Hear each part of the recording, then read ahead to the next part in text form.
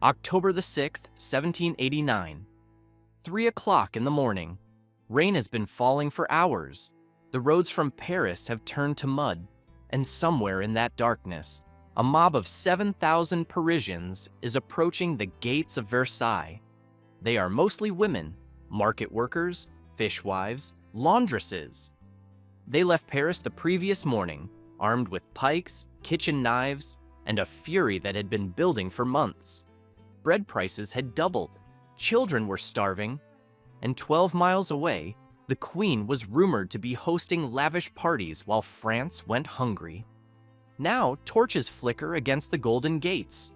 The crowd presses forward, their voices rising into a roar that carries across the silent gardens. They want bread. They want the king to return to Paris, and more than a few want the Queen's head on a pike. Inside, Marie Antoinette sleeps in her private apartments. The silk-covered walls muffle the sounds from below. Crystal chandeliers hang motionless in the darkness. The Queen's ladies-in-waiting doze in the antechamber, unaware that the palace's outer defenses have already been breached. Somewhere in the maze of corridors, a single guardsman spots shadows moving through the marble courtyard. He raises the alarm, but it is already too late. Within minutes, the rioters will break through the doors. They will storm up the marble staircase, past the paintings of military victories, past the gilded mirrors that have reflected a century of royal power. They will burst into the Queen's antechamber and slash her bed with their blades, missing her by moments. Marie Antoinette escapes through a hidden passage that connects her bedroom to the king's apartments. The corridor is just 4 feet wide, lined with plain wood panels that give no hint of the gilded rooms on either side. She pounds on the door to her husband's chamber. For agonizing minutes, no one answers. The king is not there. He has gone to find her through a different route. Finally, a servant opens the door. The Queen stumbles through, white-faced, barefoot, her hair disheveled. Behind her, the mob is ransacking her apartments, stabbing the mattress where she slept moments before. By dawn, the royal family will be prisoners. They will stand on the balcony overlooking the marble courtyard, facing a sea of hostile faces. The crowd will demand they return to Paris. Louis XIV will have no choice but to agree. By afternoon, the king and queen will be in a cart, surrounded by jeering crowds carrying the severed heads of their bodyguards on pikes. "We're bringing back the baker, the baker's wife, and the baker's boy," the mob chants, referring to the royal family's supposed control over bread supplies. They will never return to Versailles, the palace that took 50 years to build, that consumed the labor of 36,000 workers, that bankrupted the French treasury and dazzled every monarch in Europe. It fell in a single night. How did a hunting lodge in a swamp become the most imitated palace in history? How did a building designed to project eternal power become the spark that ignited revolution? And what secrets still hide behind those 2,300 windows, inside those 700 rooms, beneath those 1,400 fountains? To understand what happened that October night, we need to go back 150 years, to a boy king who watched his mother flee from an angry mob, to a young man who decided that if power could be threatened by stone walls, he would build walls no one could ever breach. This is the story of Versailles, a story of ambition and obsession, of beauty and suffering, of absolute power and its absolute collapse. January 1649. Paris is in flames. Louis XIV is 10 years old. He should be asleep in his bed at the Palais Royal, the grand residence in the heart of the city. Instead, he is being shaken awake by his mother's cold hands in the middle of the night. Outside the windows, barricades block every street. Armed mobs roam the city, hunting for supporters of Cardinal Mazarin, the Italian-born chief minister who controls the Regency government. The boy's mother, Queen Anne of Austria, rules France in her son's name, but tonight, she cannot even control her own capital. The uprising is called the Fronde, after the slingshots Parisian street children use against the windows of the wealthy. What began as a dispute over taxation has spiraled into civil war. Noble factions have allied with the Paris Parliament against royal authority. Princes of the blood are leading armies against the crown. The city that should be the seat of French power has become a death trap. "We must leave," Anne tells her son. "Now, before they find us." At 3 in the morning, the Queen leads Louis through dark corridors, past sleeping servants, through a service entrance rarely used by royalty. They are joined by Mazarin and a handful of loyal guards. The streets outside are empty. The mob has not yet discovered the escape. Their carriage races through the gates just as dawn breaks. Behind them, Paris burns. Ahead lies uncertainty, exile, years of wandering from chateau to chateau while civil war tears France apart. Louis will never forget this night, the fear, the humiliation, the sight of his mother's face, pale with terror, as they fled like fugitives from the palace that should have been impregnable. For the next 4 years, the Fronde rages. Louis watches from a distance as nobles betray each other, as armies clash outside city walls, as his own cousin, the Prince of Condé, one of France's greatest military commanders, switches sides not once but twice. He learns that aristocrats cannot be trusted. He learns that their smiles hide daggers. He learns that a king without absolute control is a king waiting to be destroyed. There is one night during these years that Louis never speaks of, but never forgets. The royal family, temporarily housed in a chateau outside Paris, receives word that rebel forces are approaching. There is no time to flee. Louis, now 12 years old, is forced to pretend to be asleep while rebel nobles enter his bedchamber to verify that the king has not escaped. He lies motionless, heart pounding, as armed men peer down at him by candlelight. They leave satisfied. But Louis has learned another lesson. Even the king's bedchamber is not safe. Even sleep offers no protection. If he is to survive, he must create a world where such vulnerability is impossible. The Fronde ends in 1653. Mazarin returns triumphant. The rebel nobles kneel and beg forgiveness, and Louis, now 15, watches them grovel. He says nothing, he forgets nothing, he forgives nothing. For the next 8 years, Louis learns. He studies statecraft under Mazarin's tutelage. He masters the art of concealing his thoughts behind a pleasant expression. He observes which nobles are trustworthy and which are merely waiting for another opportunity to rebel. He catalogs every slight, every betrayal, every moment of humiliation. When Mazarin dies in 1661, Louis is 22. His ministers expect him to appoint a new chief minister. Every French king for generations has ruled through such a figure. Instead, Louis calls them together and announces that he will rule alone. "I have decided to be my own chief minister," he tells them. "You will aid me with your counsel when I ask for it, but the decisions are mine." The nobles laugh behind their hands. This young king, with his love of dancing and hunting, he will tire of paperwork within months. He will hand over power to someone more experienced. They are catastrophically wrong. Louis works 6 to 8 hours a day, every day, for the next 54 years. He masters finance, diplomacy, military strategy, and the intricate politics of the French court. He rises before dawn to review reports. He meets with ministers throughout the morning. He spends afternoons inspecting troops, reviewing construction projects, or hunting. But even the hunt serves political purposes, allowing him to observe which nobles can ride well, which are cowardly, which are reckless. He trusts no one completely. He delegates authority, but never power. And he begins to plan something that will solve the problem of Paris forever. He remembers the Fronde. He remembers the mobs. He remembers that the Louvre, the traditional royal palace in the heart of Paris, is surrounded by narrow streets where conspiracies can breed.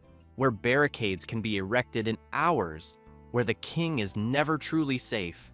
He needs distance, he needs control, he needs a location where he can watch every noble, monitor every faction, and ensure that no conspiracy can ever again force him to flee in the night.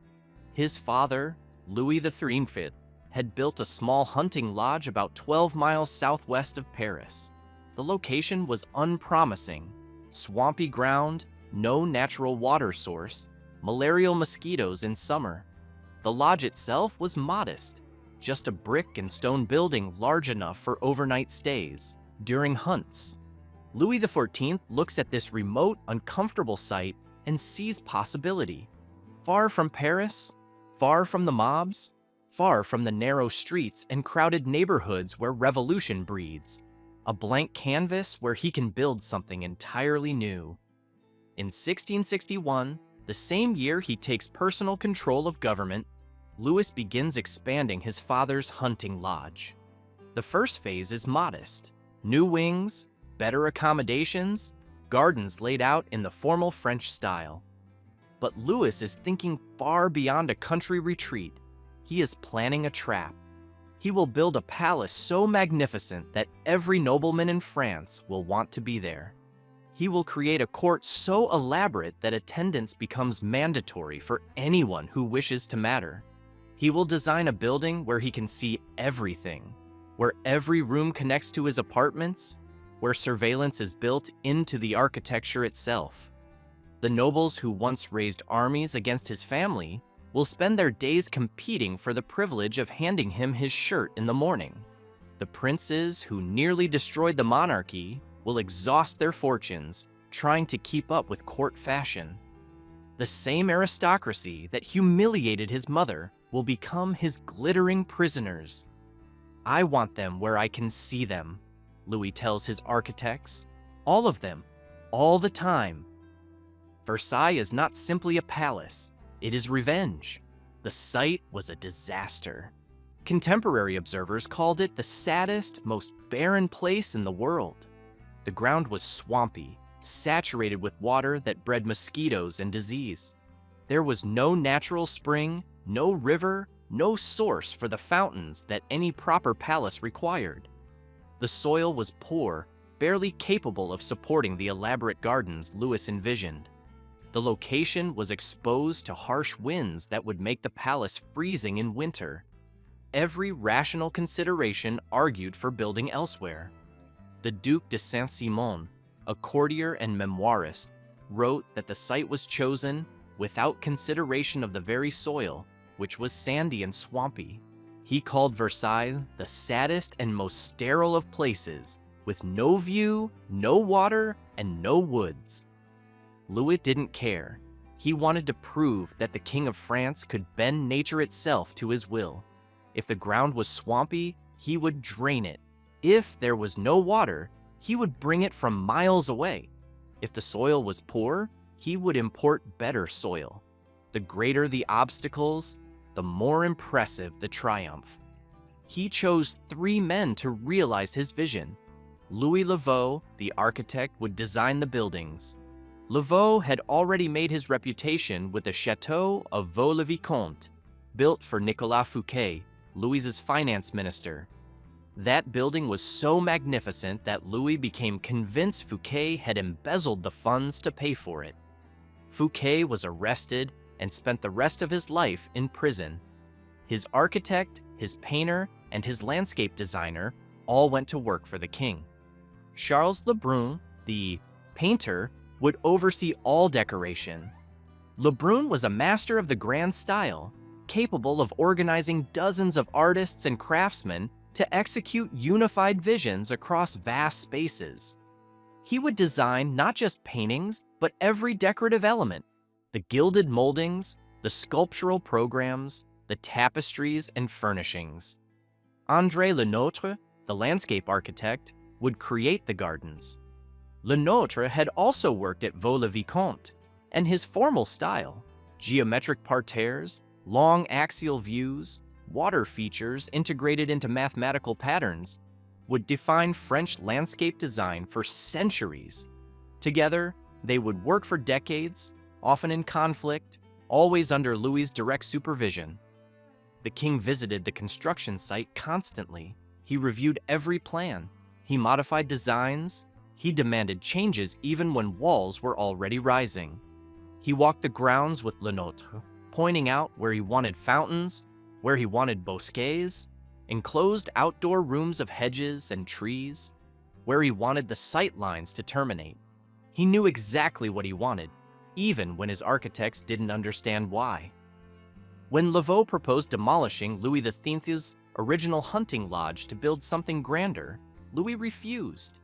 The modest brick structure would remain at the heart of the palace, wrapped by later additions but never destroyed. It was the one piece of his father's legacy that Louis chose to preserve. Construction proceeded in phases. The first major expansion, from 1664 to 1668, transformed the hunting lodge into something grander while preserving its core. Lavaux wrapped new buildings around the original structure, creating a U-shaped plan open to the gardens. The new wings housed state apartments for the king and queen, reception rooms, and service areas.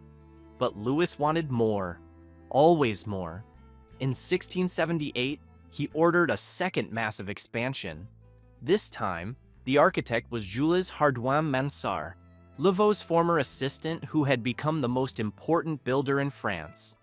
Mansart added the Hall of Mirrors, the north and south wings, the Grand Trianon, the Royal Chapel, and dozens of other structures.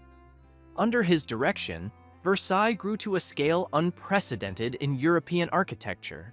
The workforce was staggering. At the height of construction, 36,000 workers swarmed the site. Some came from Paris, lured by wages that were slightly higher than average. Others were drafted from every province in France. Peasants conscripted for labor service, their villages forced to send quotas of workers. Soldiers from the French army were diverted from military duty to dig trenches and move earth. The human cost was catastrophic. Thousands died from accidents, disease, and exhaustion. The swampy ground bred malaria, which swept through the workforce every summer. Men fell from scaffolding, were crushed by falling stones, or collapsed from heat and exhaustion. Dysentery killed hundreds. Winter work continued in brutal cold, and frostbite claimed fingers and toes. The bodies were carried away at night, loaded onto carts, and buried in mass graves outside the construction zone. Louis ordered that no records of casualties be kept. When his war minister, the Marquis de Louvois, mentioned the deaths in a letter, the king replied curtly that such matters should not be discussed. The number of workers who died building Versailles will never be known, one historian has written, because Louis XIV did not want it known. The water system alone employed 30,000 workers at its peak. Le Nôtre's gardens required 1,400 fountains, all fed by gravity from elevated reservoirs. Since Versailles sat on a plateau with no natural water source, water had to be pumped uphill from wherever it could be found. Louis's engineers tried everything. They diverted local streams. They dug reservoirs. They pumped water from the Seine 10 miles away. The Machine de Marly, completed in 1684, was the most ambitious solution. It was the most complex mechanical system in the world. 14 enormous water wheels, each over 30 feet in diameter, powered by the flow of the Seine. These wheels drove 259 pumps arranged in 3 stages, lifting water 500 feet up the hillside to an aqueduct that carried it to Versailles. The machine was a marvel and a nightmare. The noise was deafening. The grinding of gears and splashing of water could be heard miles away. The system required constant maintenance, with teams of workers laboring around the clock to replace broken parts. It consumed vast quantities of wood for fuel and repairs, and even at full capacity, it could not deliver enough water for all the fountains. An even more ambitious project was attempted, diverting the entire Eure River through a canal and aqueduct system that that would have been one of the largest engineering projects in history. Work began in 1685. Tens of thousands of soldiers were set to digging a channel across the plains between the Eure and Versailles. Then malaria struck. In the summer of 1688, hundreds of workers died every day. The marshes created by the canal project bred mosquitoes, which spread the disease with terrifying speed. Whole regiments were wiped out. The project was abandoned, the canal left unfinished, the dead buried in unmarked graves. Even with the machine de Marly, there was never enough water to run all the fountains simultaneously. An elaborate system of signaling was developed. Gardeners stationed along the paths watched for the king's approach. When they spotted him, they would whistle or wave flags, signaling workers at the fountains ahead. The fountains would spring to life just as Louis arrived, then shut off after he passed to conserve water for the next section of his walk. The king knew about this system. He didn't care. The appearance of endless water mattered more than the reality. But let us step inside, because the exterior, impressive as it is, barely hints at what waited within those walls. You enter through the royal gate, its iron bars topped with golden crowns and the face of Apollo, the sun god with whom Louis identified. The gate itself is a statement of power, wrought iron covered in gold leaf, flanked by guardhouses where soldiers screened every visitor. Beyond the gate, the marble courtyard opens before you, paved in black and white marble squares like a giant chessboard. This was the original courtyard of Louis XIV's hunting lodge, now enclosed by later additions. The original brick and stone facade still shows here, a modest reminder of the palace's origins surrounded by later grandeur.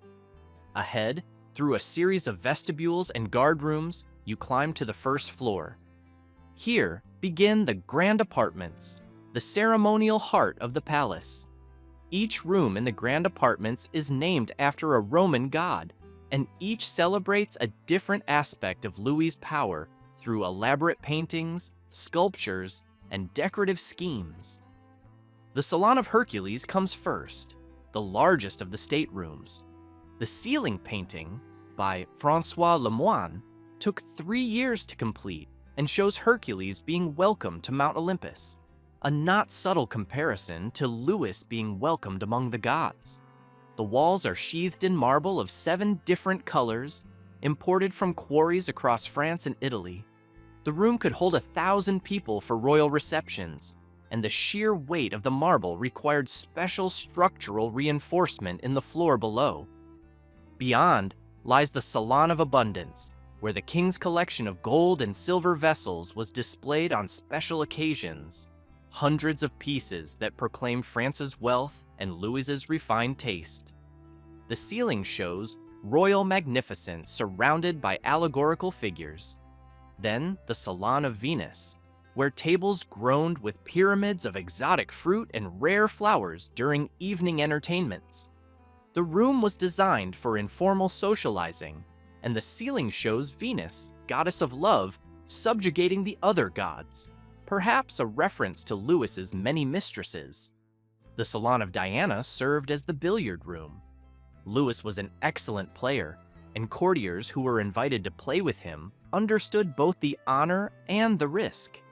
Letting the king win too obviously was insulting, but beating him too decisively could be dangerous. The Salon of Mars was the guard room, decorated with paintings of military victories. Soldiers stood here around the clock, monitoring who came and went from the royal apartments. The Salon of Mercury held the king's ceremonial bed, used only for the most formal occasions. When Louis died in 1715, his body lay in state here for 8 days, surrounded by thousands of candles, while France filed past to pay respects. The Salon of Apollo, the former throne room, featured a solid silver throne that stood nearly 10 feet high. The throne was eventually melted down to pay for Louis's wars, but in its prime, it was the most valuable piece of furniture in Europe, a seat that proclaimed its occupants' wealth, power, and divine right to rule. Then you reach the Hall of Mirrors. Nothing prepares you for it. The gallery stretches 240 feet, longer than most cathedrals. 17 arched windows, each over 40 feet high, face the gardens to the west.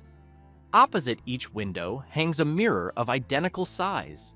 357 mirrors in total, arranged in 17 matching arches. These mirrors were a technological marvel.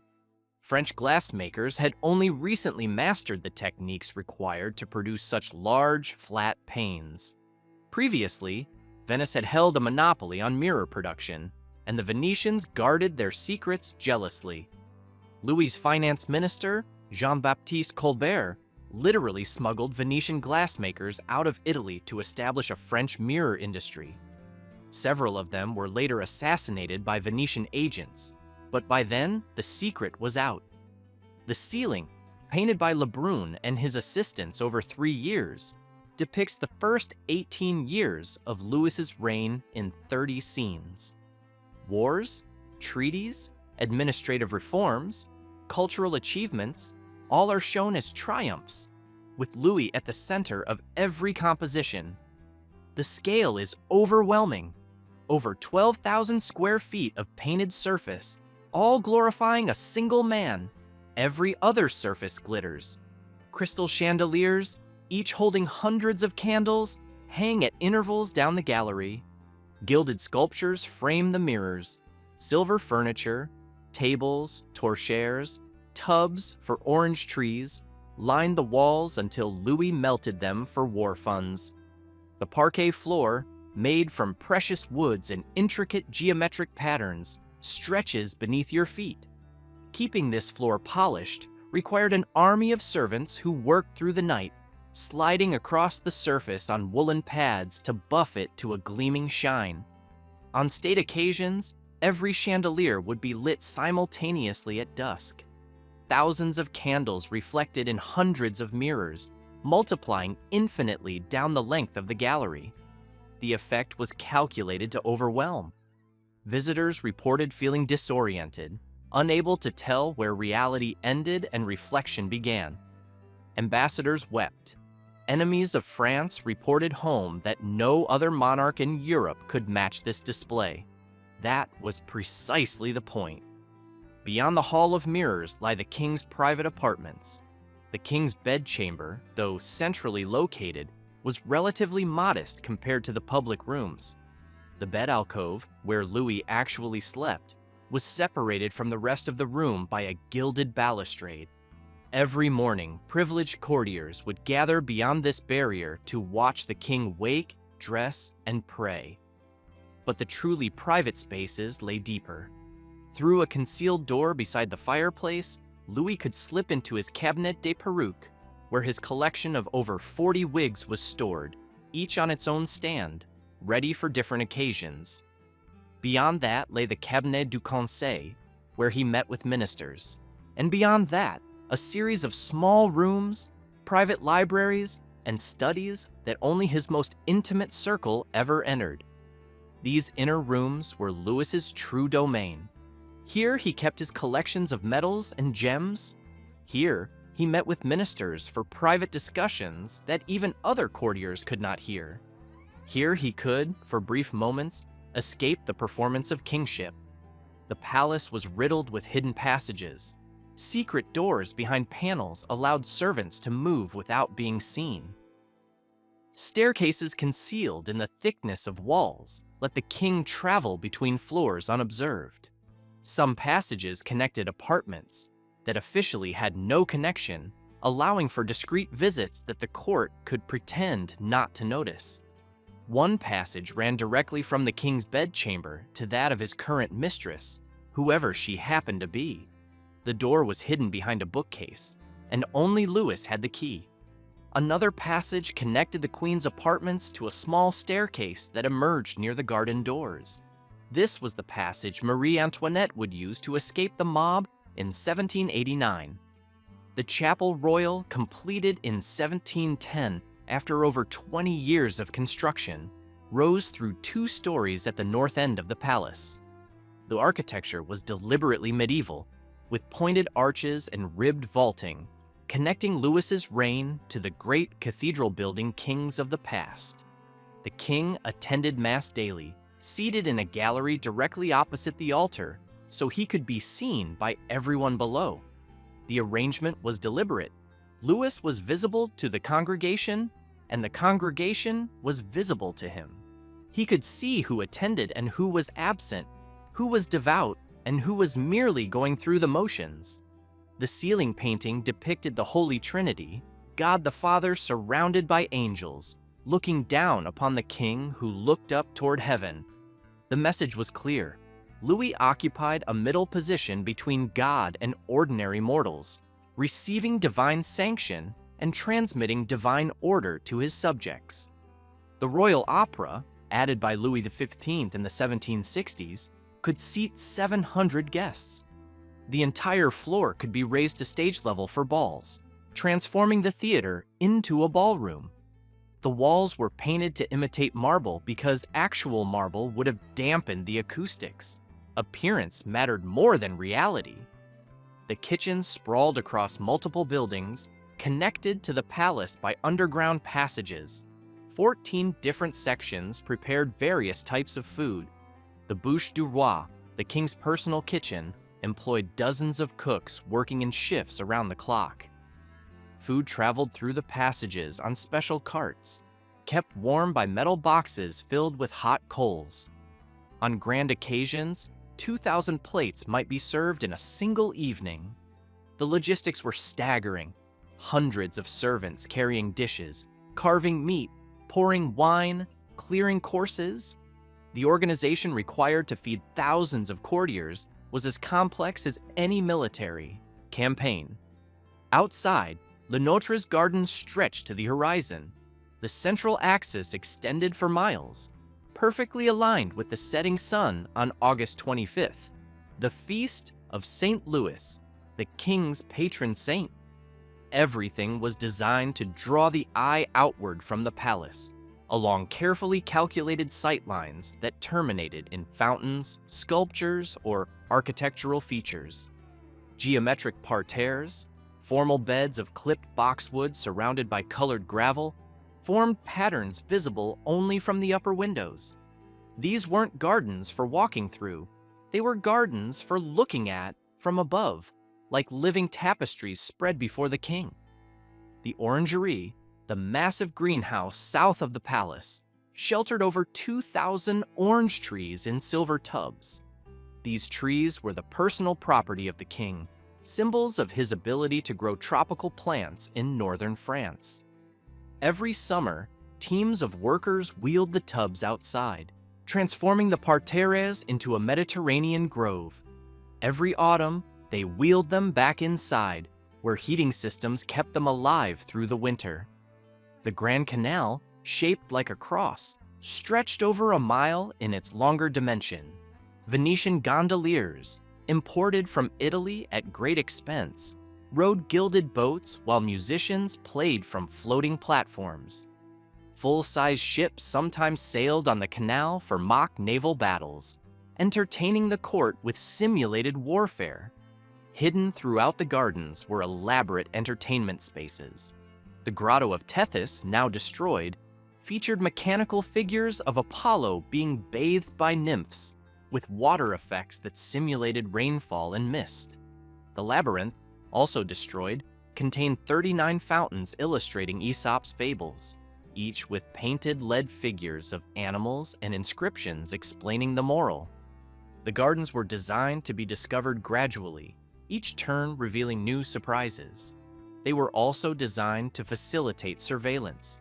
The geometric layouts and clear sight lines meant that the king, walking with a small group, could see who else was in the gardens, who was talking to whom, which courtiers sought each other's company.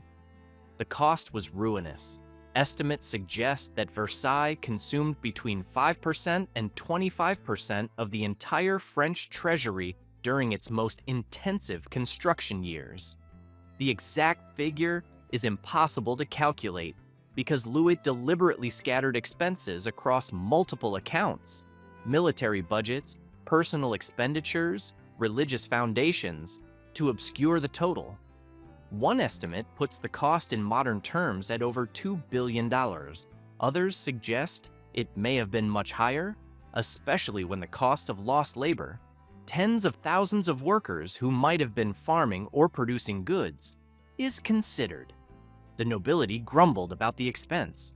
The common people, who paid taxes to fund it, had no voice to grumble with, and Louis kept building. By the time the main construction was complete in the 1680s, Versailles was the largest palace in Europe. It remains, by most measures, the largest royal residence ever built. Over 700 rooms, over 2,300 windows, over 67 staircases, enough floor space to hold several football fields, and Louis was just getting started with what he intended to do inside it. The day at Versailles began at 8:30 a.m. precisely. The first valet de chambre, who slept in the king's bedchamber on a folding bed, rose in darkness.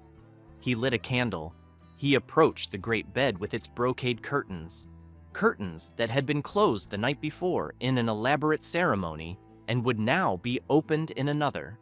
He spoke a single phrase. "Sire, it is time." Louis opened his eyes. The lever, the rising ceremony, had begun. What followed was not simply getting dressed. It was a carefully choreographed performance that could last over an hour, involving dozens of participants, each with precisely defined roles. Within minutes, the doors opened to admit the first group of courtiers. These were the grandes entrées, the highest-ranking nobles, princes of the blood, certain high officials. They gathered beyond the gilded balustrade, watching as Louis sat up in bed, accepted a glass of wine mixed with water, and recited a brief prayer. A second group entered. These were the premières entrées, important courtiers who had purchased or been granted this privilege. Then a third group, then a fourth. Each wave brought nobles of descending rank, until up to 100 men might crowd the bedchamber, all watching the king perform his morning routines. The dressing itself was ritualized down to every gesture. One courtier had the honor of presenting the king's shirt. Another held the right sleeve while the king inserted his arm. Another held the left sleeve. Still another offered the king his waistcoat. Each role was a privilege, fought over, schemed for, treasured. The master of the wardrobe selected the king's clothes for the day, but Louis made the final choices. His outfit sent signals. Formal dress meant serious business. Hunting clothes meant a day in the field. Military dress might signal coming campaigns. Courtiers scrutinized every choice, looking for hints about the king's mood and intentions. Louis noticed everything during the lever. He knew exactly who attended and who was absent. A noble who failed to appear, without a valid excuse, would find doors closing, invitations withdrawn, royal favor evaporating. Regular attendance, year after year, was the price of remaining in the king's good graces. The genius of this system was its simplicity. Louis had transformed the most basic human activities into ceremonies of state. Waking, dressing, eating, walking, retiring to bed, every moment was ritualized, observed, weighted with political significance. A nobleman who wished to matter had to be at Versailles, but being at Versailles meant observing an exhausting schedule of ceremonies that left no time for anything else. No time for managing distant estates where private armies might be raised. No time for meeting with other nobles to plot against the crown. No time for the kind of conspiracy that had fueled the Fronde. The cost of attendance was staggering. Courtiers needed multiple sets of clothes, each appropriate for different occasions. Morning dress, afternoon dress, evening dress, hunting dress, morning dress, ceremonial dress. Fashion changed constantly, driven by the king's own choices, and keeping up required regular purchases of new garments, each embroidered with gold or silver thread, trimmed with expensive lace, accessorized with jewels. They needed horses, servants, carriages. You could not appear at Versailles on foot or with a shabby entourage. They needed suitable lodging, whether cramped rooms in the palace itself or rented houses in the town that grew up around it. They needed to gamble with the king, who loved cards and could afford to lose thousands without noticing, while courtiers who lost might find themselves ruined. They needed to maintain appearances at all costs. A courtier who showed signs of financial distress would lose status, and losing status meant losing access, and losing access meant political death. So they borrowed, mortgaged their estates, sold off family lands, anything to keep up the performance. Many noble families went bankrupt trying to maintain their position at court. Louis watched their decline with satisfaction. Impoverished nobles were dependent nobles. They needed royal pensions, royal gifts, royal positions to survive. They would never again raise armies against the crown. "I want them to need me," Louis reportedly said. "Every meal they eat, every coat they wear, every debt they carry, I want them to remember who provides." The King's Day proceeded with mechanical precision after the lever.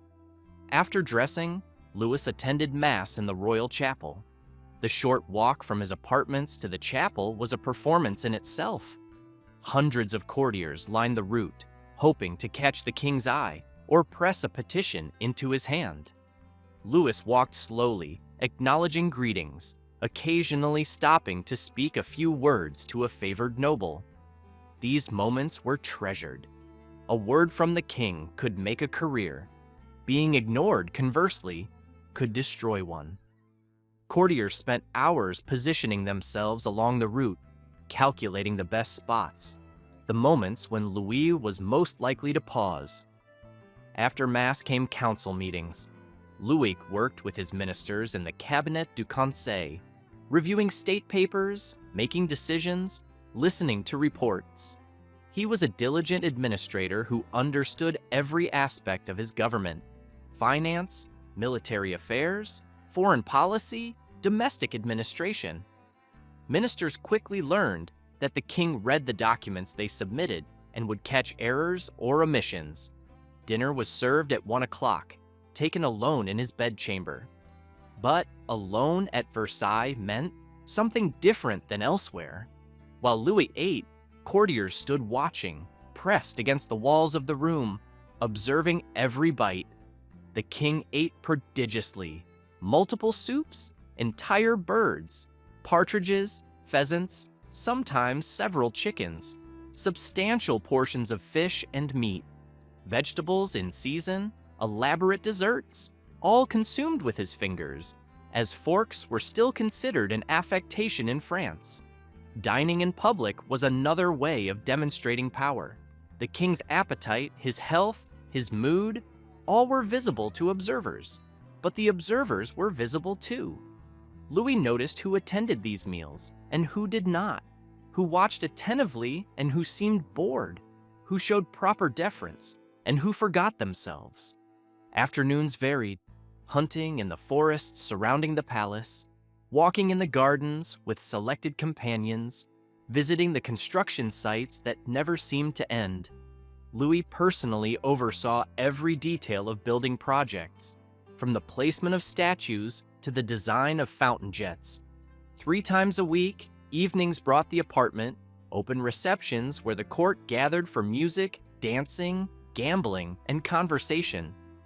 The grand apartments were thrown open, refreshments were served, and the king circulated through the rooms, speaking briefly with guests, playing cards at various tables, observing who spoke with whom. Gambling at the apartment was high stakes. Fortunes could change hands in a single evening. Some courtiers were addicted, unable to stop, even as they destroyed themselves financially. The king watched these descents with interest. Gambling debts were another form of dependency. The music at these evenings came from the finest composers and performers in France. Jean-Baptiste Lully, the king's favorite composer, wrote music specifically for Versailles entertainments: operas, ballets, chamber music. all served to glorify Louis and his court. Dancing was equally important. Louis himself was an accomplished dancer who had performed in court ballets as a young man. He knew every step, every figure, and he judged the courtiers who danced before him. Grace, elegance, proper form, these were not mere social accomplishments, but political necessities. The day ended with the coucher, the reverse of the morning lever. Courtiers gathered again to watch the king undress and retire. The same hierarchy of access applied, the same competition for privilege, the same intense observation of every royal gesture. This schedule repeated with variations for decades. Louis maintained it through illness, through war, through the deaths of his heirs. The rituals gave structure to court life and kept thousands of nobles occupied with trivial competitions instead of dangerous ambitions. But what of those who actually made Versailles function? Behind the nobles stood an army of servants, invisible to the official life of the court, but essential to its operation. The Maison du Roi, the royal household, employed thousands: cooks and scullery maids, gardeners and stable hands, valets and chambermaids, laundresses and seamstresses, carpenters and glaziers and gilders and painters. All worked in shifts to maintain the palace and serve its inhabitants. They moved through servant passages, separate from the gilded corridors the nobles used. These passages were plain, functional, painted in institutional colors, rather than decorated with marble and gold. The servants were expected to be invisible, present when needed, absent when not, never intruding on the fantasy of effortless luxury that the courtiers inhabited. They carried water up endless stairs because indoor plumbing barely existed. Each morning, teams of servants lugged buckets from cisterns in the basement to fill wash basins and ewers in apartments throughout the palace. The work was exhausting, and it never ended. They emptied chamber pots. The palace had no sewage system worthy of the name. Waste was collected, carried through the servant passages, and dumped in cesspits that regularly overflowed. The stench could be remarkable. They brought firewood to the 2,000 fireplaces that barely kept the vast rooms warm in winter. A single cold night required tons of fuel. Armies of servants carried logs, tended fires, swept ashes. The smell of Versailles was something visitors remarked upon with horror.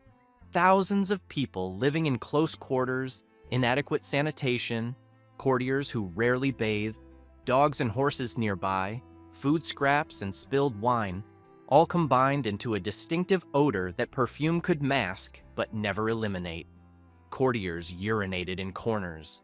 The gardens were dotted with discreet spots where the desperate could relieve themselves, behind certain hedges in certain groves. Portable commodes, called chaises percées, were carried to those too high-ranking to excuse themselves during long ceremonies. Despite its grandeur, Versailles was frequently uncomfortable. The palace was freezing in winter, wine froze in glasses at the king's table on particularly cold nights. The Hall of Mirrors, with its wall of windows, became an oven in summer. Privacy was nearly impossible. Nobles slept several to a room in the cramped apartments of the wings. Fire was a constant danger, and major blazes broke out periodically. Yet everyone wanted to be there. The alternative, exile from court, meant political death. A noble who displeased the king might be told to retire to his estates. The phrase was polite, but the meaning was clear. You are banished. You no longer matter. Whatever influence you once had is gone. And so they endured the cold, the stench, the crushing boredom of endless ceremony, the ruinous expense, the constant surveillance. They smiled and competed and schemed for the honor of holding the king's candlestick at bedtime. They bankrupted themselves for the privilege of attending, and Louis watched them all. In 1682, Louis made Versailles the official seat of French government. The move was unprecedented. No major European monarch had ever abandoned their traditional capital for a purpose-built court. Kings ruled from cities, London, Madrid, Vienna. The city was where the bureaucracy lived, where the merchants traded, where the church held power. A king who ruled from his capital drew strength from these institutions. Louis chose differently. Paris remained the commercial and cultural heart of France, but power now resided 12 miles away in a palace of the king's own creation. Ministers, ambassadors, petitioners, all had to make the journey to Versailles if they wanted anything from the French crown. The court that assembled at Versailles numbered between 3,000 and 10,000 people, depending on the season and the occasion. Every noble family of consequence maintained lodgings in the palace or in the town that grew up around it. The highest-ranking occupied apartments within the palace itself, often just a few cramped rooms far inferior to their country estates. They competed savagely for these miserable lodgings. A room with a fireplace was a mark of favor. Most apartments had none, and courtiers shivered through winter nights. A window overlooking the gardens meant genuine prestige. Windows facing the interior courtyards were less desirable. An apartment near the king's represented the pinnacle of success, while rooms in the distant wings suggested declining influence. Louis used this competition deliberately. He granted apartments, removed them, upgraded and downgraded based on behavior. A courtier who pleased him might find himself moved to better quarters. One who displeased him might return from a journey to discover his rooms reassigned. The entire palace became a three-dimensional map of royal favor, readable by anyone who knew the code. Experienced courtiers could glance at an apartment's location and know exactly where its occupant stood in the king's estimation. The 1680s and 1690s were the height of Versailles' glory. Louis was at the peak of his power, the most feared monarch in Europe. French armies dominated every battlefield. The Peace of Nijmegen in 1678 had confirmed France's territorial gains. Spain was declining, the Holy Roman Empire was divided, England was consumed by internal conflicts. French culture set the standard that every court imitated. The French language became the diplomatic tongue of the continent. Educated people from Portugal to Russia learned French, read French books, adopted French fashions. Versailles was the model that princes across Europe tried to copy. Ambassadors arriving at Versailles were deliberately overwhelmed. They approached through miles of formal gardens, where fountains played and statues gleamed in carefully designed views. They waited in the Hall of Mirrors, watching their reflections multiply infinitely. They were finally admitted to the king's presence through a carefully choreographed series of rooms, each grander than the last. By the time they knelt before Louis, they had been psychologically prepared to submit. The architecture had done its work. They faced not a man, but an institution, a presence, a force that seemed as permanent as the marble floors beneath their knees. The diplomatic triumphs were real. In 1686, Siamese ambassadors arrived bearing gifts from King Narai, seeking a French alliance against the expanding Dutch. They performed elaborate prostrations before Louis, touching their foreheads to the floor in the traditional Thai manner, reinforcing his image as a sovereign whom even distant Asian kings sought to please. The embassy was a sensation. Courtiers crowded to see the exotic visitors in their glittering robes. Paintings commemorated the audience. Louis saw an opportunity to expand French influence in Asia, and he sent missionaries and diplomats to Siam in return. The venture eventually failed, but for a moment, the Sun King's rays seemed to reach across the world. The entertainments were spectacular. In 1664, Louis hosted Les Plaisirs de l'Île Enchantée, the pleasures of the enchanted island. 3 days of festivities nominally celebrating his mother, but actually honoring his mistress, Louise de la Vallière. The gardens were transformed into a fantasy landscape drawn from the Italian epic Orlando Furioso. Mock battles featured hundreds of costumed performers. Theatrical performances premiered new works by Molière. Music composed by Lully rang through the gardens. Fireworks exploded over the Grand Canal. The entire court witnessed a spectacle that cost more than many nobles' annual incomes. The court ballet featured Louis himself dancing the role of Apollo, the sun god.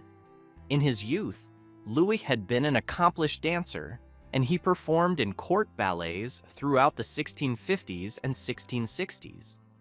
The image of the Sun King, Apollo bringing light and order to the world, was quite literally enacted by Louis's own body moving through choreographed figures. Molière premiered many of his greatest works at Versailles. Tartuffe, The Misanthrope, The Would-Be Gentleman. These comedies entertained the court while satirizing human folly. Louis protected Molière against critics who considered his work immoral, and in return, Molière created entertainments that glorified his patron. The gardens hosted nighttime festivals where thousands of candles floated on the Grand Canal. Gondolas glided past while orchestras played from decorated barges. Courtiers drifted through groves filled with hidden surprises, automata that moved, fountains that suddenly activated, grottos where mechanical nymphs sang. But even at the height of glory, shadows gathered. Louis's wars drained the treasury. The War of the League of Augsburg, which began in 1688, pitted France against a coalition of nearly every major European power.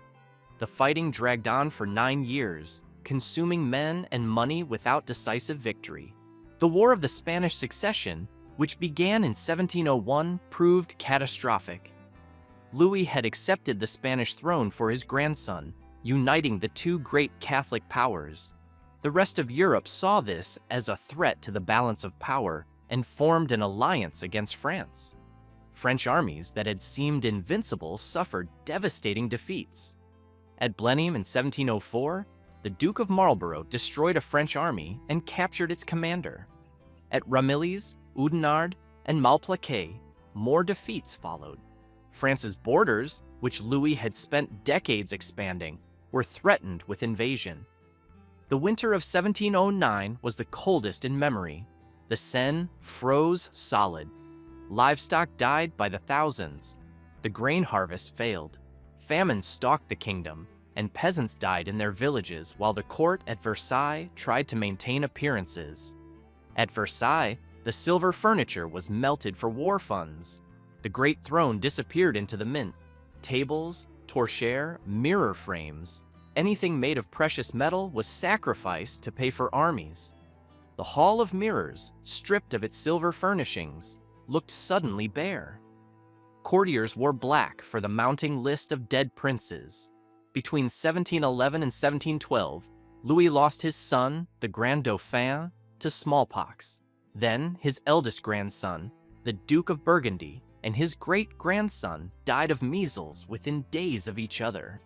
His younger grandson, the Duke of Berry, died in a hunting accident. The line of succession, which had seemed so secure, narrowed to a sickly child, the future Louis XV.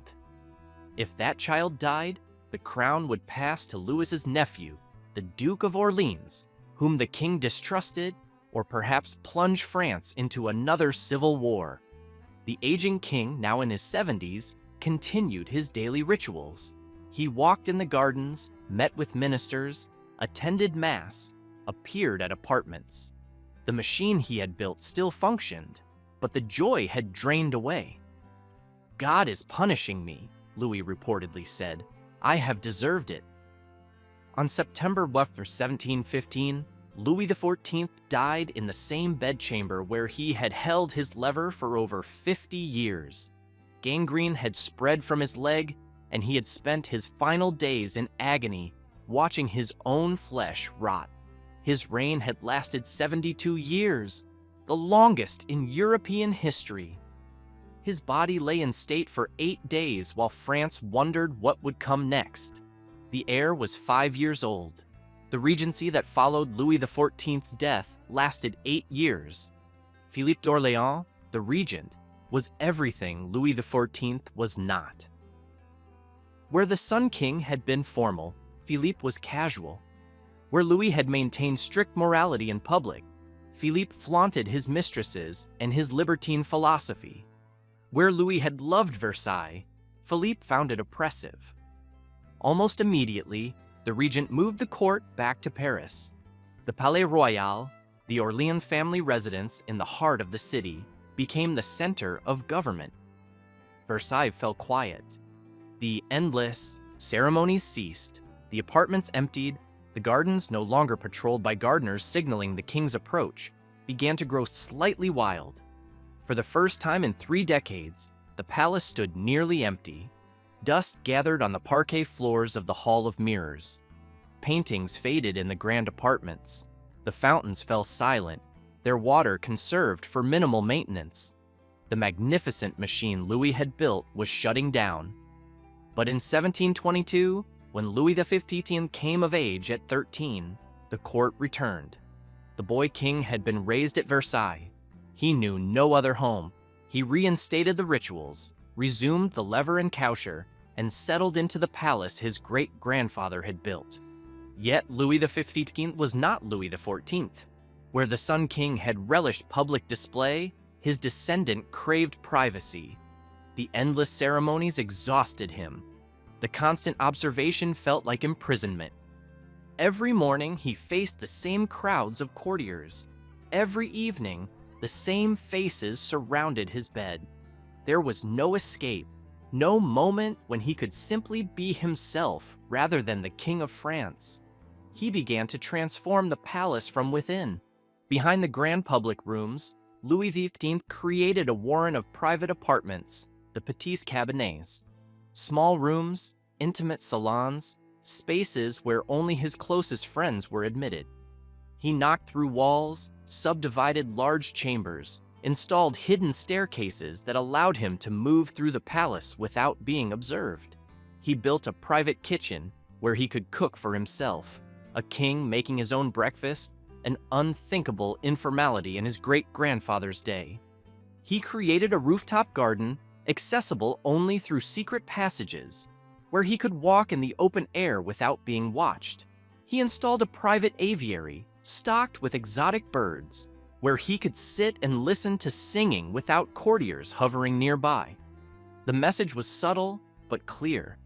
The machinery Louis XIV had designed to trap the nobility was now trapping the king himself. Each generation felt the golden cage more keenly than the last. Louis XV's long reign, from 1715 to 1774, saw Versailles evolve from martial grandeur to Rococo elegance. The heavy formality of the Sun King gave way to lighter colors, curved lines, and playful ornamentation.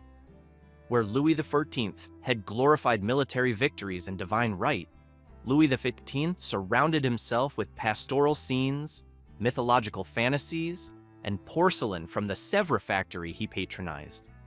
The Petit Trianon, a small villa in the grounds, epitomized this shift. Built between 1762 and 1768 for Louis XIV's mistress, Madame de Pompadour, it was intimate, elegant, designed for pleasure rather than power.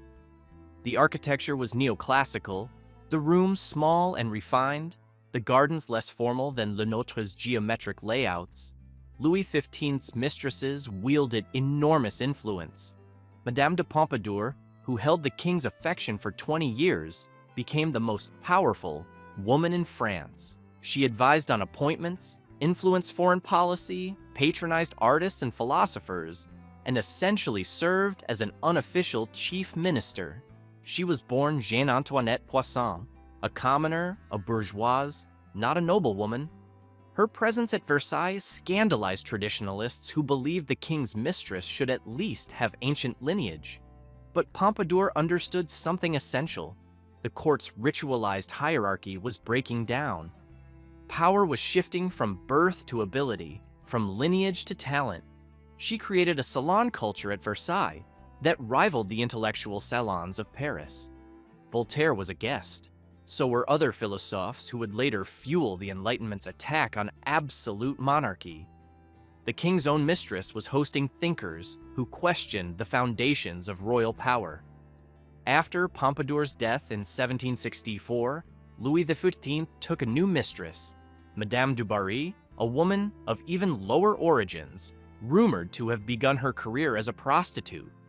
The court was horrified, but Louis, now in his 60s, no longer cared what the court thought. When Louis XV died in 1774 of smallpox in disgrace, abandoned by courtiers who feared infection, his grandson inherited a kingdom in crisis.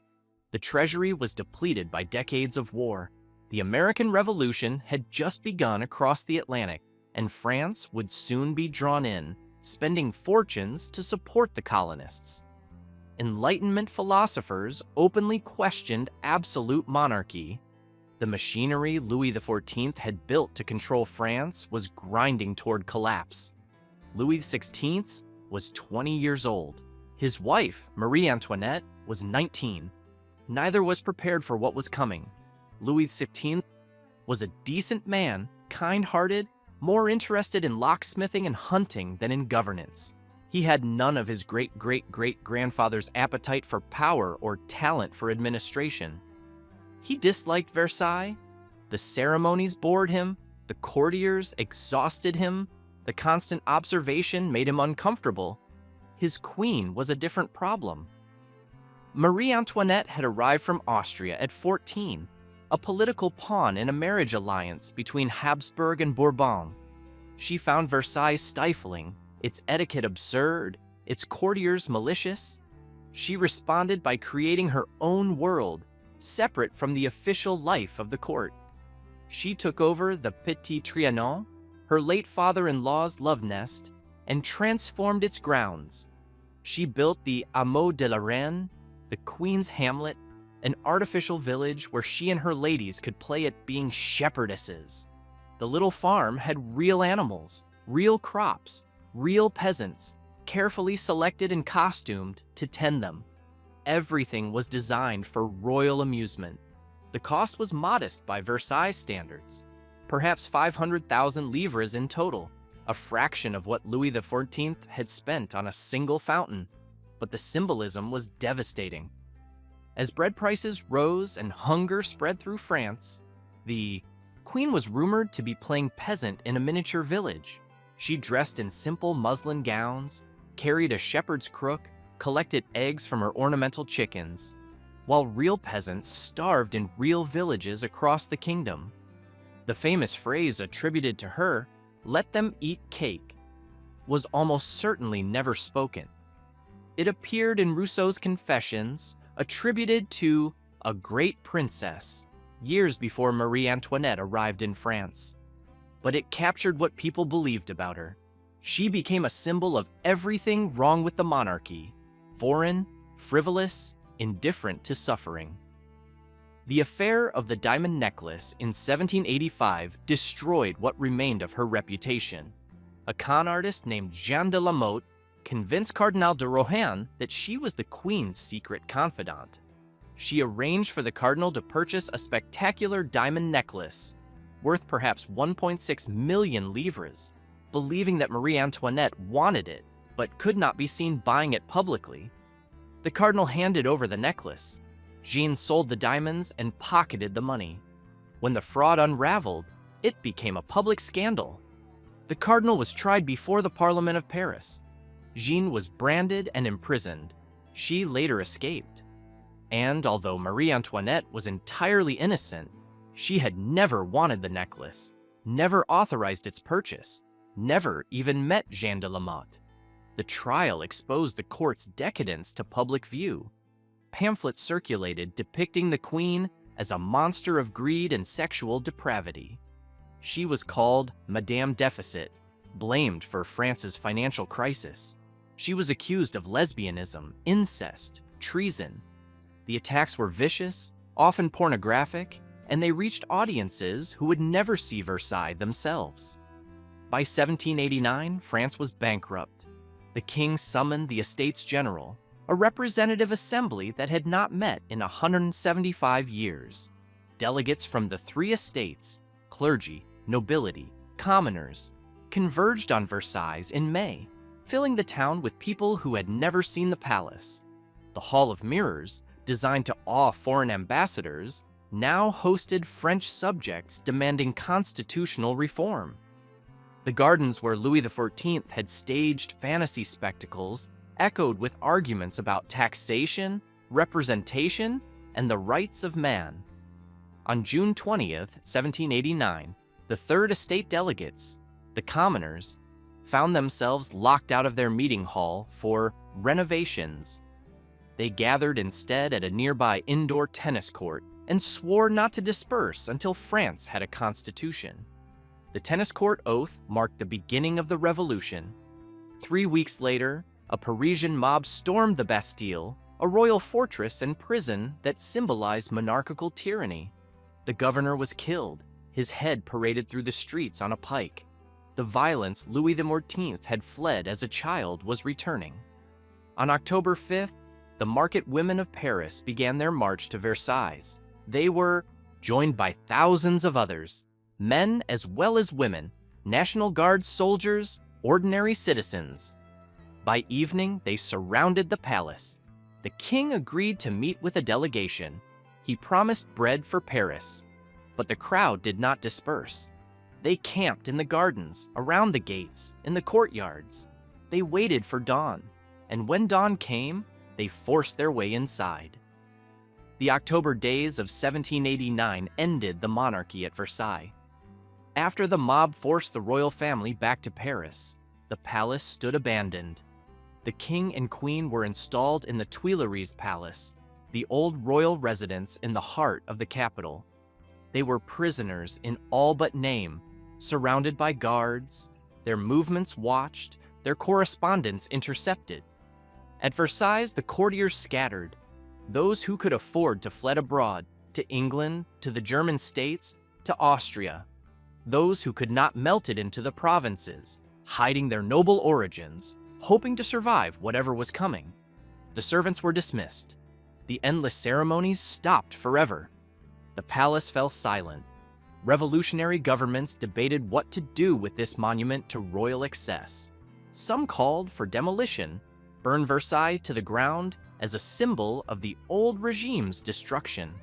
The stones could be sold for building material, the land redistributed to peasants, the very memory of monarchy erased.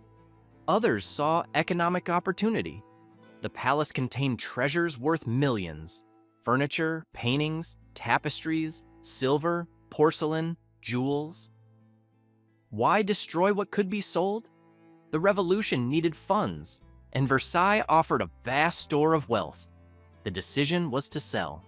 In 1793, as Louis XVI mounted the scaffold in Paris, auctions began at Versailles. The sales lasted for months. Furniture that Louis XIV had commissioned was knocked down to the highest bidder. Paintings that Lebrun had designed were carted away. Tapestries, silver services, porcelain sets, everything portable was cataloged and sold. The great auction attracted dealers from across Europe. British collectors snapped up French treasures at bargain prices. The bed where Louis XIV had died was sold for a few hundred livres. Chairs that had graced the Hall of Mirrors went for the price of firewood. The crown jewels were stolen in a spectacular heist. Thieves broke into the Garde Meuble, the royal storehouse in Paris, and escaped with diamonds, rubies, emeralds, the accumulated treasures of centuries. The Regent diamond, one of the largest in the world, was among the haul. So was the blue diamond of the crown, later recut and known as the Hope diamond. Some jewels were recovered. The regent was found hidden in a Paris attic and eventually placed in the Louvre. Others were never seen again, presumably broken up and sold piecemeal across Europe. Marie Antoinette followed her husband to the guillotine in October 1793. The charges against her included treason, sexual depravity, and incest with her son, accusations so absurd that even the Revolutionary Tribunal seemed embarrassed. She faced death with dignity, stumbling on the scaffold steps and apologizing to the executioner for treading on his foot. With the king and queen dead, Versailles lost its purpose. But the palace itself survived. It was too useful to destroy. Revolutionary assemblies met in its halls. The gardens, opened to the public for the first time, became popular promenades where Parisians could walk where kings had walked. The buildings served as barracks, storehouses, and administrative offices. Napoleon showed little interest in restoring Versailles. He preferred the Tuileries in Paris and built his own palaces elsewhere: Malmaison, Fontainebleau, the Élysée. The Grand Trianon served occasionally for diplomatic functions, but the main palace continued to deteriorate. The Bourbon Restoration after 1815 brought kings who had known Versailles in its glory, but they had no interest in returning. Charles d'Eix, the last Bourbon king, understood that Versailles was politically radioactive. The palace symbolized everything the revolution had rejected. Ruling from there would invite comparisons to Louis XVI, and Charles knew how that story ended. Louis Philippe, the citizen king who took power in 1830, found a different solution. He converted the palace into a museum dedicated to all the glories of France. The transformation was radical. Former apartments were gutted to create vast galleries. The Gallery of Battles, over 120 meters long, displayed massive paintings of French military victories from Clovis to Napoleon. Other galleries celebrated French history, French art, French achievement. The project destroyed much of the original interior decoration. Rooms where Louis XIV had held his lever became exhibition spaces. The intimate chambers where Louis XV had sought privacy were knocked together into museum galleries. Visitors who came looking for the Sun King's Versailles found instead a monument to nationalist pride. But Louis Philippe's transformation also saved the palace. By giving Versailles a new purpose, education rather than residence, national glory rather than royal power, he ensured its preservation. Without the museum project, the palace might well have been demolished for its materials or left to crumble. The Franco-Prussian War of 1870-71 brought occupation. Prussian troops quartered in the palace during the siege of Paris. The Hall of Mirrors became a hospital for wounded German soldiers. The gardens served as a military camp. For months, the symbol of French glory was occupied by the enemy. Then came the ultimate humiliation. On January 18, 1871, in the Hall of Mirrors, the German Empire was proclaimed. Otto von Bismarck had united the German states through war, and he chose Versailles, the very symbol of French power and pride, as the location for celebrating German unification. King Wilhelm I of Prussia was crowned Kaiser Wilhelm I, German Emperor, standing in the same gallery where Louis XIV had received ambassadors. The princes of Germany surrounded him. The Prussian military elite filled the room, and the French, besieged in Paris, could only listen to reports of their humiliation. The choice of location was deliberate. Bismarck wanted to wound French pride as deeply as possible to mark Germany's triumph in the heart of French identity. The message was clear. The age of French dominance in Europe was over. That wound would fester for decades. When the First World War ended in 1918, French leaders insisted that the peace treaty be signed in the same hall where Germany had celebrated victory. On June 28, 1919, exactly 5 years after the assassination of Archduke Franz Ferdinand, German delegates entered the Hall of Mirrors.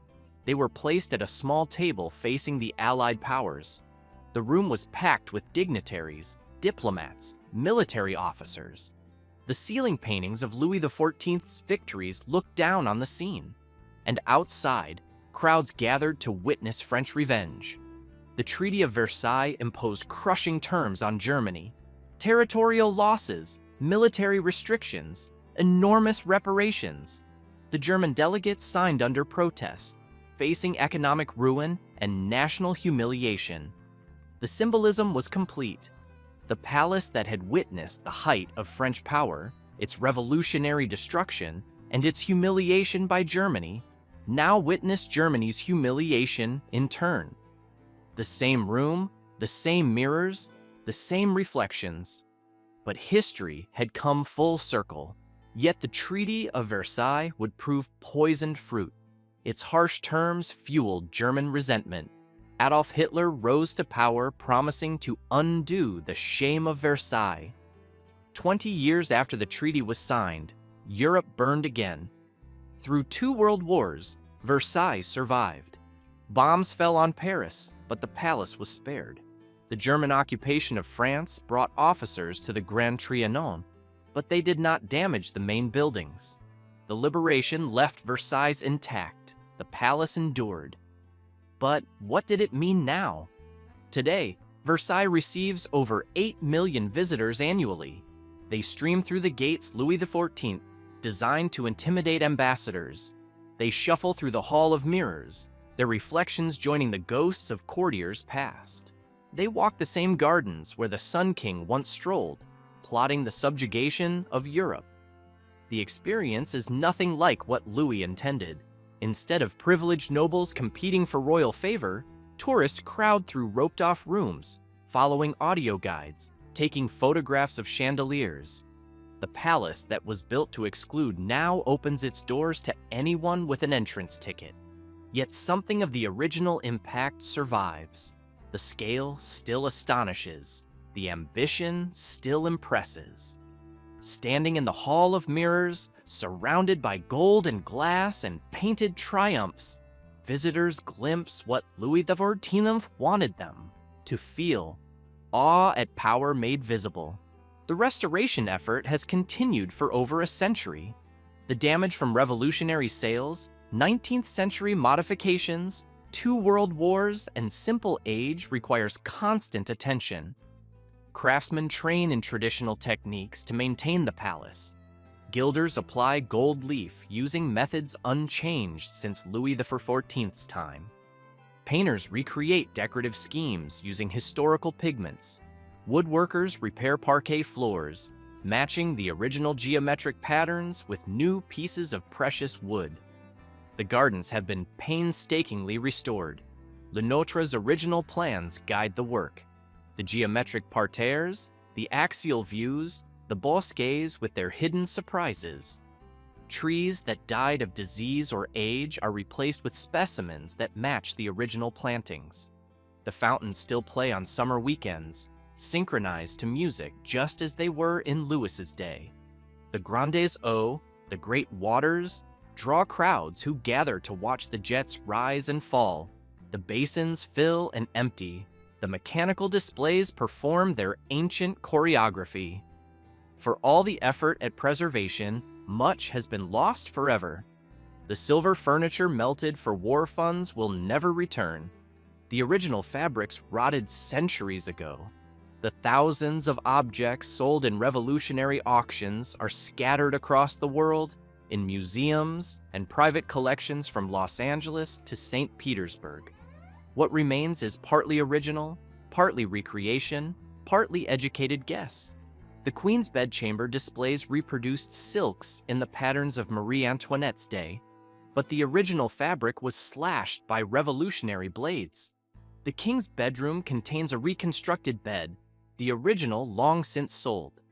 The Hall of Mirrors retains its mirrors and paintings, but the silver furniture that once lined its walls exists only in descriptions. Versailles functions as museum, monument, and mirror. It reflects different things to different observers. Some see artistic triumph, the apotheosis of French classical style, the collaboration of genius architects, painters, and designers creating something that transcends any individual contribution. Others see political instrument, architecture as a tool of control, beauty deployed in service of power, grandeur designed to intimidate rather than inspire. Still others see the seeds of revolution, a monument to excess that bred the resentment that destroyed it, a cautionary tale about the distance between ruler and ruled. Versailles was copied across Europe. and those copies spread French influence even as they drained treasuries. Catherine the Great built Peterhof outside St. Petersburg, a palace of fountains and gilded halls that announced Russia's arrival among European powers. The Habsburgs expanded Schönbrunn in Vienna, creating a residence that rivaled Versailles in scale, if not in extravagance. German princes bankrupted their territories, constructing miniature Versailles throughout their domains. Ludwig II of Bavaria built Herrenchiemsee, a near replica of the central portion of Versailles, on an island in a Bavarian lake. Even though his kingdom could not afford it, and he himself was later declared insane. Even the Maharajas of India borrowed elements of Versailles style for their palaces, blending French grandeur with Indian traditions to create hybrid monuments to power. The model worked, at least for a time. A magnificent court concentrated power, impressed rivals, and kept dangerous nobles under observation. Louis XIV's system maintained stability in France for over a century. But the model also bred resentment. It required constant resources, not just money, but labor, materials, and attention. It created distance between ruler and ruled, and eventually, that distance became unbridgeable. The French Revolution didn't happen because of Versailles. The causes were complex: financial crisis, ideological ferment, harvest failures, political miscalculation. But Versailles made it easier to hate the monarchy. The visible excess, the distant grandeur, the obvious contempt for ordinary life, all crystallized in a single golden target. When revolutionaries wanted to explain what was wrong with France, they could simply point at the palace. 2,300 windows, 700 rooms, 1,400 fountains, and children going hungry in the streets of Paris. The revolutionaries who stormed the palace in 1789 were not attacking abstract principles. They were attacking a building they had paid for, a building that symbolized everything stolen from them, a building that represented the unbearable gap between those who ruled and those who suffered. Versailles survives today because France chose to preserve it. The buildings could have been demolished, the grounds subdivided, the materials sold off. Instead, republic after republic maintained the palace, recognizing that it represented something essential about French history. Not just glory, not just shame, both, simultaneously and inseparably. The modern French government still uses Versailles for significant occasions. Presidents host foreign leaders in the Galerie des Glaces. Constitutional changes are announced from the Congress meeting in the palace. State dinners unfold beneath the ceiling paintings of Louis XIV's victories. The symbolism of French power and French culture still radiates from those mirrored walls. When Emmanuel Macron wanted to impress Vladimir Putin, he invited him to Versailles. When France celebrates national achievements, the palace provides the backdrop. But now, tourists can walk where only kings once walked. The secret passages stand open for guided tours. The apartments where Louis held his lever are part of a museum circuit anyone can follow. The gardens where courtiers feared to tread welcome joggers and picnickers. Power has moved on. The building remains. Stand in the Hall of Mirrors at sunset. The light streams through those 17 arched windows, catching the crystal chandeliers, bouncing from mirror to mirror down the length of the gallery. For a moment, you can almost see what Louis XIV saw: the endless reflections, the infinite regression of gold and glass, the overwhelming sensation of power made visible. He built this place to outlast him. In that, at least, he succeeded. 3 centuries after his death, millions of people walk through rooms he designed, gardens he planted, corridors he paced during sleepless nights. But he also built it to preserve his family's power forever.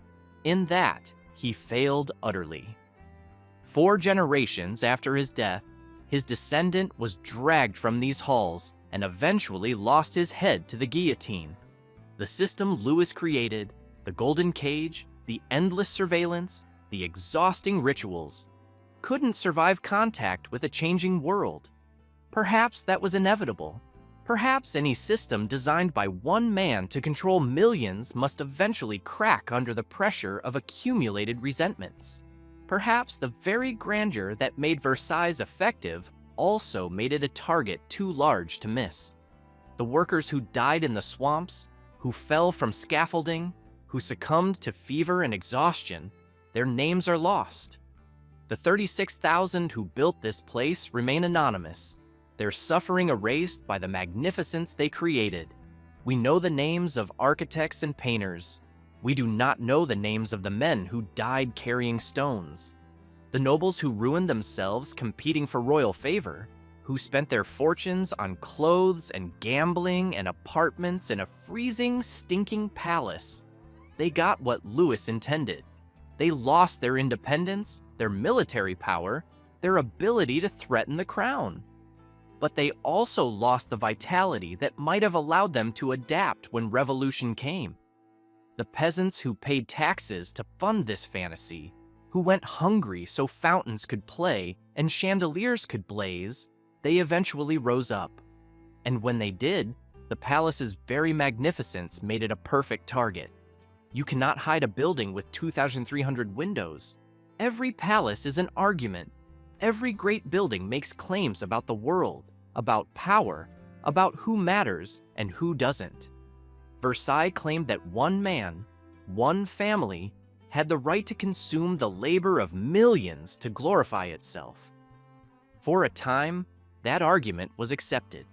The nobility competed for crumbs from the royal table. The peasants paid and died. The system functioned. Then the argument stopped being convincing. New ideas emerged about natural rights, about representation, about the social contract. People began to ask why one family should have palaces while others starved. The answer, because God willed it, because tradition demanded it, because Louis XIV built the most magnificent palace in the world, no longer satisfied. Today, we preserve Versailles as a monument to human achievement. The craftsmanship is undeniable. The artistic vision is coherent. The sheer ambition of the project commands respect. But we also preserve it as a warning. This is what power unchecked looks like.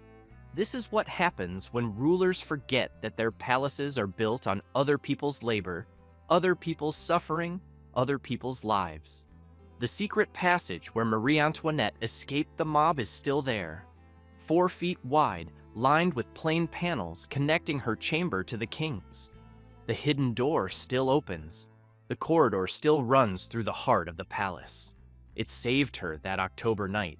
She ran barefoot through the darkness, pounding on her husband's door, fleeing the mob that had come to kill her. The escape route worked exactly as it was designed to work, but it couldn't save her forever. 4 years later, she followed her husband to the scaffold. The escape route led not to freedom, but to a temporary reprieve. The mob caught up eventually. Versailles endures. The monarchy that built it does not. Louis XIV wanted to be remembered. He built this place to ensure that future generations would know his name, his power, his glory. He got his wish. But he is remembered as much for what he destroyed as for what he built. Remembered for the suffering that paid for his magnificence, for the system that eventually collapsed, for the revolution that his excesses helped to fuel. The palace survives as testament to human ambition and human cost. The gardens still follow Le Nôtre's patterns. The fountains still play on summer weekends. The Hall of Mirrors still catches the light. But the man who built it is gone. His descendants are gone. The world he created is gone. Only the building remains, preserved now by governments that reject everything he stood for, visited by citizens who would have been barred from its gates in his day. Perhaps that is the final lesson of this place. Buildings outlast dynasties. Art survives power. Beauty endures beyond the systems that created it. But the cost of creation, the suffering built into beauty, the exploitation woven into every gilded frame, that cost never quite disappears. It waits in the mirrors, reflecting back at anyone willing to look.